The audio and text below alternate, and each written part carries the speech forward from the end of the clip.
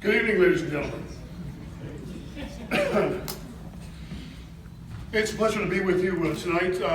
There's been some very special work recognized here tonight, and I'm very fortunate in as much as it falls to me to tell you what's special about the Youth Award winner this year. And because I am a recovering broadcast journalist, I can tell you this will take 2 minutes and 58 seconds. A man clearly frail is on camera saying, "All I want to do when I die is leave my land to my daughter, and I can't." In fact, neither can most of the people in his community. Untitled, The Legacy of Land in North Preston, is a digital documentary that explores the denial of land ownership to blacks in the community of North Preston in Nova Scotia. It's framed as a 200-year-old injustice that compels a group of Canadians to pay taxes on land they're not permitted to own, and that they could lose at any time, all, it seems, because of the color of their skin. As one of the lawyers interviewed points out, part of the problem is that the Nova Scotia government views this as a land issue, not a human rights issue, which bakes in the racial bias.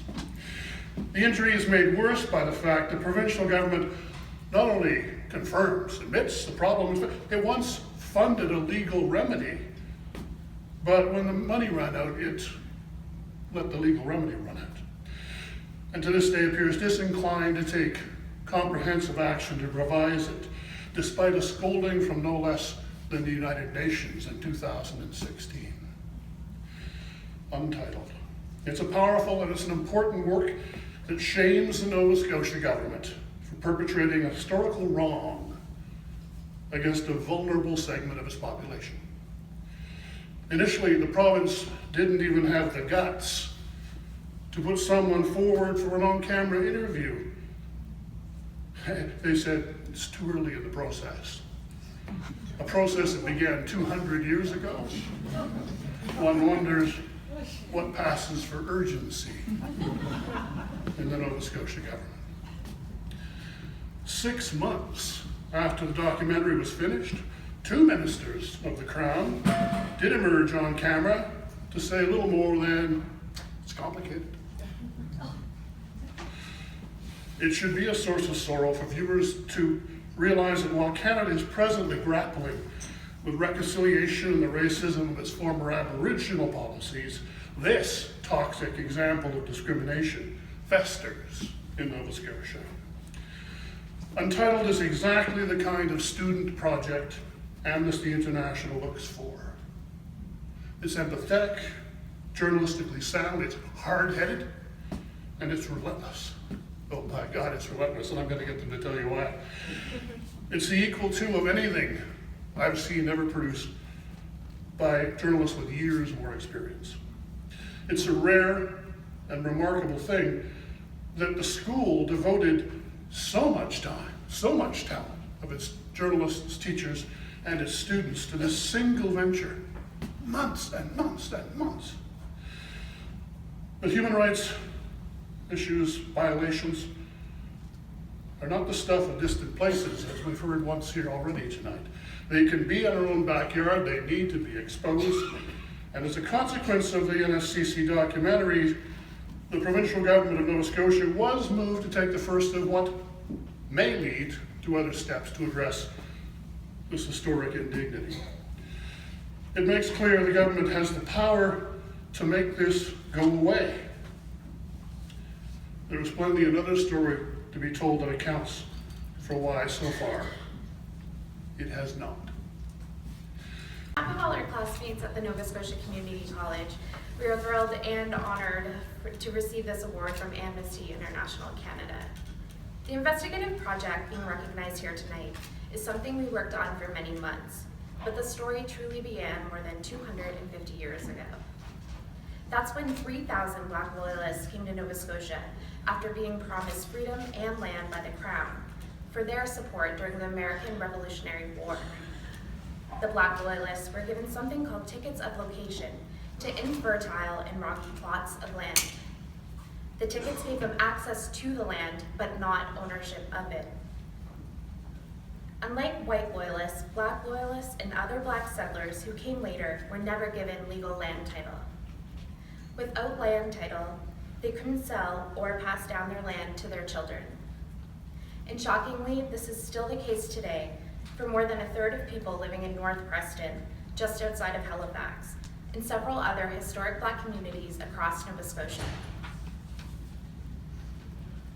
This issue was first brought to us by an African Nova Scotian law student who was working in the community. She and the Nova Scotia Barristers Society asked our journalism class to dig into it. In the Nova Scotia archives, we found a petition from 1841 signed by almost every resident demanding title to their land. But it wasn't until the 1960s that the provincial government decided to do something about it.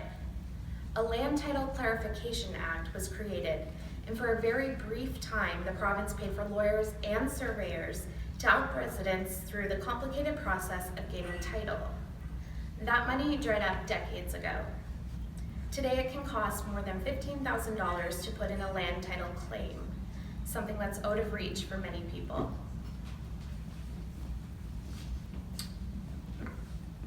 So this was a story that was never told in Nova Scotia. And after we published our investigation, a lot of people, a lot of Nova Scotians, were appalled and demanded action. The reaction prompted the province to officially promise to solve this issue once and for all. But since then, no new money has been set aside. Instead, the province is relying on pro bono services of lawyers and surveyors. So for our class, every element of this project was a learning experience, professionally and often very personally. None of it could have happened without the tireless, thankless effort and integrity of our journalism instructor, Erin Moore, and the support of the faculty at our college. Erin's here with us. She's taking this.